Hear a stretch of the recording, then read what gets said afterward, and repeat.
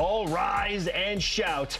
It's time for What's Trending. Puka Nacua may go all the way. 10, 5, the dive, the touchdown. What's Trending, presented by Tim Daly Ford, part of the Tim Daly Auto Group, serving Utah since 1968. We are examining the NFL draft examiners on draft day eve. It's time to a degree, sort through the 7-round mock drafts. There have been many. We have chosen 3 specifics to focus on and discuss how those pertain to all of the big 3 BYU players that are projected to go in the draft at some point this weekend. Jaren Hall, Blake Freeland, and Puka Nacua. Now, the 3 mock drafts we have focused in on are Matt Miller of ESPN, Jordan Reed, who was a guest of the program last week, also with ESPN, and Pro Football Focus. Jarom, I'm going to read the 3 different projections, starting with Jaren Hall. You tell me what you like best, what you hate most, and we'll go from there. I don't know that I'm going to hate any of them, but yeah. Here we go. Matt Miller of ESPN, speaking of Jaren Hall, has BYU's quarterback going in the 3rd round, 65th overall to the Houston Texans. Jordan Reed told us last week he likes Hall in the 6th round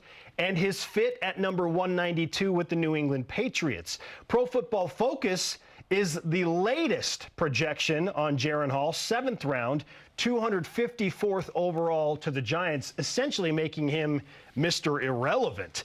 Jarom, what do you like and dislike about these 3 projections for Jaren Hall? Okay, the one I like the most is Jordan Reed's, mainly because of fit with the Patriots. They're trying to figure it out, whether it's Mac Jones or Bailey Zappi, right, who came in and suddenly he upset the apple cart a little bit.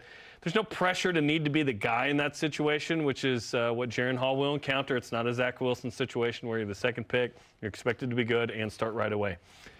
Offensive coordinator Bill O'Brien is there now after a really successful run with Alabama, replacing Matt Patricia. Of course, there's an Alabama connection there with Mac Jones, although they weren't there at the same time except for the spring leading up to the 21 draft. So I just think the Patriots are a good organization, obviously. Our guest in the next segment wrote The Dynasty about the Patriots. You learn about the goings-on inside there. I like that. I don't like Matt Miller to the Texans because I believe the Texans are going to take C.J. Stroud at number 2. Okay. So I don't want Jaren to be a 2nd rookie quarterback on a team. I don't think they would do that, yeah. Yeah, they wouldn't. They're not going to pick another quarterback, I don't think. Unless they're, The Texans didn't take C.J. Stroud, obviously, in Matt Miller's draft. Yes, but they probably will. Like if Bryce Young goes 1, then to the Panthers, then certainly you'd think Stroud goes 2 to the Texans. I think they'd be nuts if they don't take a quarterback because they obviously need one. Did Davis they take Mills a star is defender not, from Georgia? Who knows? Right, but Davis Mills, like, sweet. You're going to be in the same spot you were next year probably.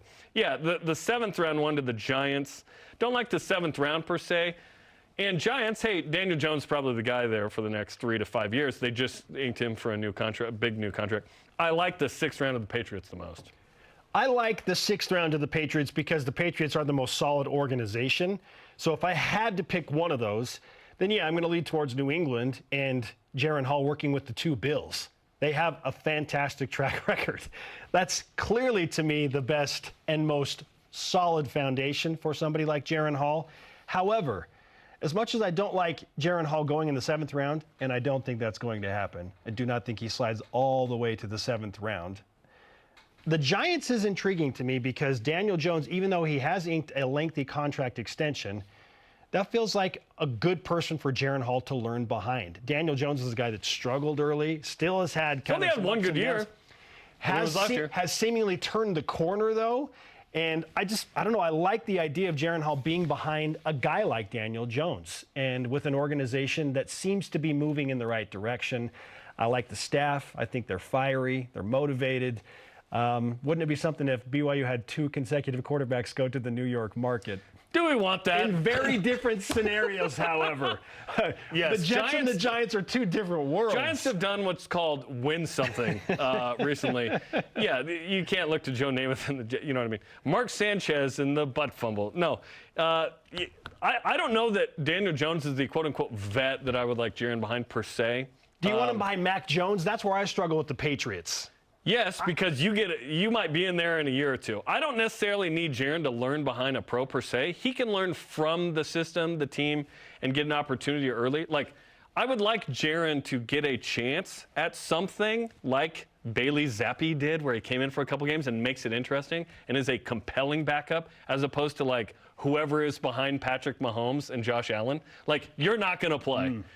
You may learn something great, but you ain't going to play. I would like to see Jaren play in year 2 or 3. Okay. So, and you feel like the Patriots give him the best chance. There's not a lot of stability with Mac Jones right now, or Bailey Zappi. They will be in the too soon for Jaren in year 2? Is it too soon?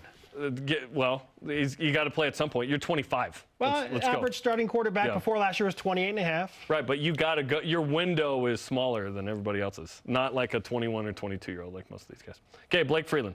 Jordan Reed has him 2nd round, 47th to the Washington Commanders. PFF 3rd round, 95th to the Chiefs. And Matt Miller has 4th round, 122nd to the Chiefs as well. What do you like? What do you not like? There's one clear answer here, and it's the 3rd round of the Chiefs. One, because going in the 3rd round over the 4th round with both of those Chiefs prognostications gives Blake a bigger signing bonus, a better start to his career financially. But both have them playing for Andy Reid and the defending Super Bowl champions, and we kind of like him around here. They need a tackle right now. Blake Freeland, if he goes that high in the 3rd round, would have a legitimate chance to start for the defending Super Bowl champions in year 1. That'd be awesome. I love that. I love the idea of Blake going back and working with Andy Reid. And now Andy Reid's son, Spencer Reid, who's on the Chiefs strength and conditioning staff. He moved from the street behind me. He lived there 3 months. Wild. He left. Wild. It's with the Chiefs. It's clearly the Chiefs with Andy Reid and that program, knowing that he could play, if not in year 1, certainly would feel like, okay, Freeland is a guy for the Chiefs moving forward from year 2 on. So I like that most.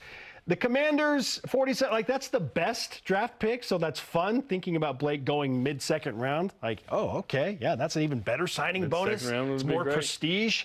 I don't like the fit as much because the Commanders don't need a tackle as much as the Chiefs do, and I don't feel like there would be as quick of a transition to a potential starting position with the Commanders as there is with the Chiefs. I'm not his agent, so I'm not as keen on like how much money he will make. He'll make a bunch of money no matter what. But the Commanders are a dumpster fire for the most part. And Dax Milne is surviving there, which is great. I would hope that at some point he can get on a team where maybe he can Are they a dumpster fire? That feels strong. Have you seen the ownership? Have you seen the ownership? Well, it's just hopefully changing, right? Well, hopefully is a nice sentiment that anyone could put in any situation. It feels like that someone else will buy that team, and that will help a lot. Hasn't happened quite yet, but yes, I love the Chiefs. It's like a John Tate pick. Go to the Chiefs. You play for a long time. Obviously, Andy and BYU guys, we love that connection. That would be great. Yeah, that trumps the 4th round to the Chiefs. So, yeah, 3rd round to the chefs, yes, as the commercial once said for Snickers. I love it. Hashtag great googly moogly. Great googly moogly. If you know, you know. Go watch that on YouTube. That's a great commercial. On to Puka Nacua. And he, not surprisingly, as we expected, is showing up in the latter rounds. Jordan Reed, ESPN, has Nacua going 6th round, 180th overall to the Arizona Cardinals. Pro Football Focus has Nacua also in the 6th round, but 212 to the Cowboys. And Matt Miller has Nacua 222nd overall, joining the San Francisco 49ers.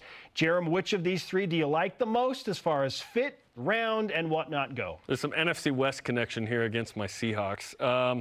I really like the 7th round of the Niners. It's mainly because Niners, I hate to say it and hate to admit it, but the Niners are an incredible organization. They're fantastic. Kyle Shanahan runs an amazing offense.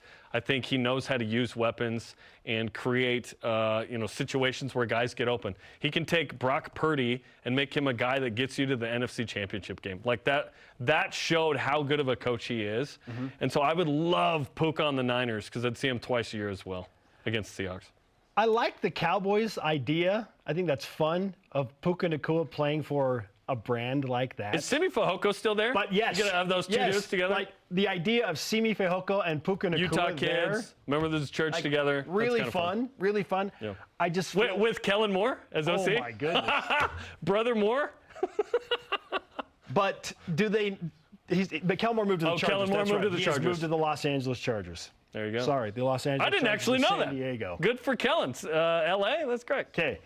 I don't feel like the Cowboys need Puka Nacua as much because they have Simi Fehoko. They have a version of Puka Nacua on the roster right now. Now, wait a minute. They're just checking poly boxes at receiver? Come on now.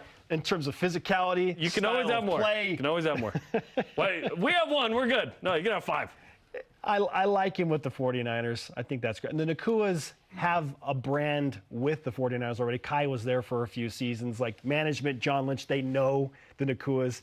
I feel like that's a fun fit. So that's my favorite. 180th overall sounds a lot better than 222. I don't really care. 6, 7 doesn't matter to me. So I'd love to see Puka go a little higher than the 7th round. But, yeah, to the 49ers is I think, the most sustainable fit for a guy like Puka Nacua. Once you go 5th on, I don't really care. Like, it's just fit at that point. Yeah. Maybe even 4th on, day 3. Yeah.